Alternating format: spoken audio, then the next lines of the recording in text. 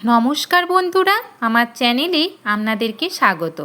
আজ আমি আপনাদেরকে দেখাবো গরমের প্রিয় একটি শরবতের রেসিপি, পাকা আমের লস্যি। পাকা আমের লস্যি বানানোর জন্য আমি একটা মিক্সার গ্রাইন্ডারের জার নিয়ে নিয়েছি আর একটা পাকা আম নিয়ে নিয়েছি।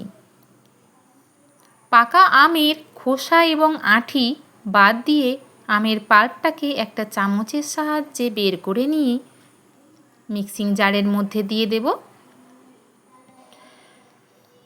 আমের পাল্প দিয়ে দেওয়ার পরে ঘরে পেতে রাখা টক দই 4 চামচ দিয়ে দেব। আপনারা এক্ষেত্রে কেনা টক দইও ব্যবহার করতে পারেন।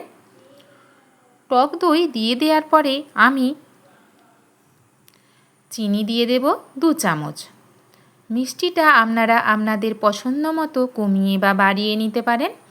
আমি হাফ চামচের মতো বিট নুন দিয়ে দিলাম। মিক্সার গ্রাইন্ডারে জারের ঢাকা পরিয়ে একটা মিহি পেস্ট বানিয়ে নিলাম।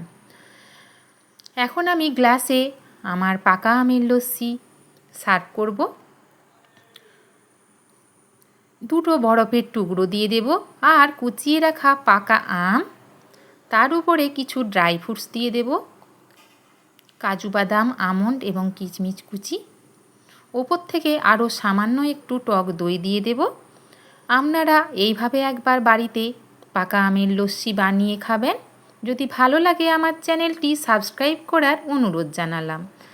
আমার রেসিপি দেখার জন্য আপনাদেরকে ধন্যবাদ।